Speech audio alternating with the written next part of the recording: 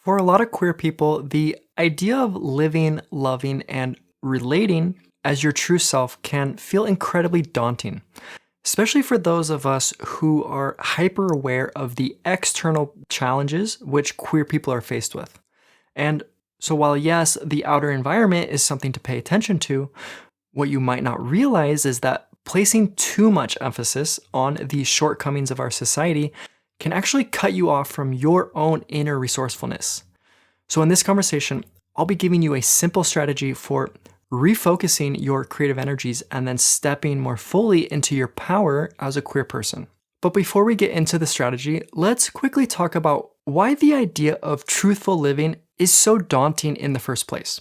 Like, why is it that we feel incredible anxiety and even panic about the prospects of simply being ourselves? I mean, this whole situation is kind of bizarre, right? Like, why would we feel fear about being who we are naturally? Because when you really think about it, being who we are should be the simplest thing in the world, right?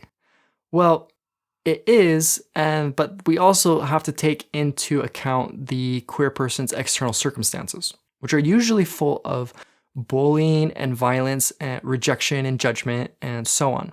So really, it's not until we consider all of these external factors that the fear of living a truthful life starts to really make sense. But still, just because something makes sense, just because it's easy to connect the dots, like here's this cause and here's this effect, and yeah, of course they go together, that doesn't mean that we're getting the full picture. And it doesn't mean that we're engaging with the situation from the most empowering stance that we can. Because sometimes there are factors which are less visible and are internal to us that are actually going to be far more important to consider. So just for a moment, I want you to set aside all of your external circumstances, not because they aren't real, and not because they aren't affecting you, but because you are curious to learn about where your power is in this situation. Because, like, on one hand, you could just fight for the global eradication of judgment and unkind behavior and wait for the entire world to change before you feel okay in this moment. But really, that's not the most effective use of your time, right? So instead of focusing on a situation which we can't change, let's shift our attention to one that we can. And that way we will be able to heal and address this underlying root level patterns which are impacting your situation. And so that's actually what our strategy is all about. Approaching the challenge of living a truthful life as a queer person and doing it from a more empowered stance. And then doing it from a recognition that we can't force this world to change. And we understand that everything external to us, including the people who taunt and reject and bully us, that's going to be outside of our personal power center. Okay, so let's get into that strategy, which is called become aware of your inner world. And then from within that position, let's reapproach this question which I asked at the beginning of our conversation. So again, why does the idea of living as your true self activate so much anxiety? And why does this way of life feel like such a huge situation? And where are all those knots in your stomach coming from? But again, for right now, the only factors we are going to be considering are those which are in our domain, within our power center. So what is going on in our inner world that is making the prospects of living truthfully so intense?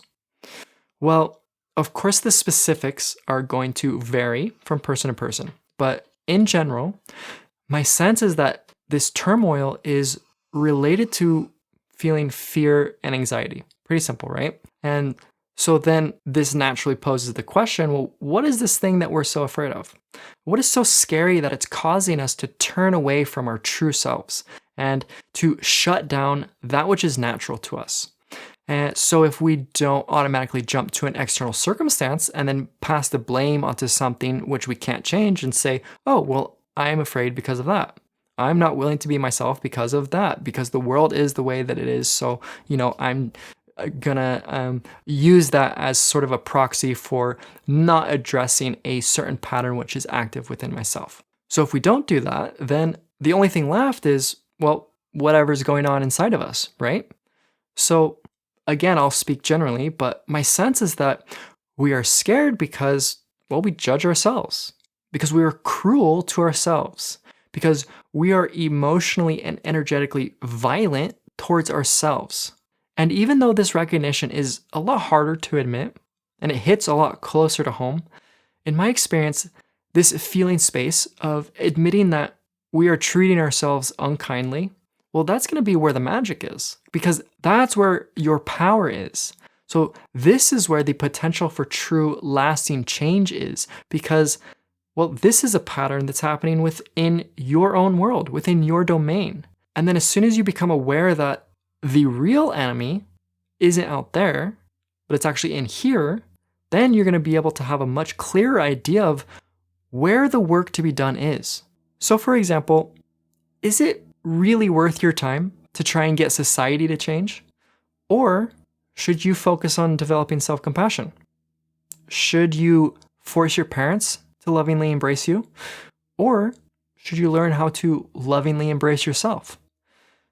Do you really need to write that strongly worded post on social media? Or should you just go on a walk in nature? And that recognition right there of change what is mine and then let go of the rest, well, that's how you start taking your power back. And it starts by owning your inner environment. And if you can do that, if you can simultaneously become aware of how you treat yourself and then merge that awareness with the recognition that your inner world is the only thing you have true influence over, then you will take a tangible step in the direction of true, lasting change.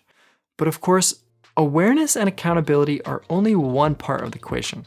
And you're going to need some additional skills which will help you along the journey of taking your power back as a queer person. So watch this video and I will tell you how to do just that.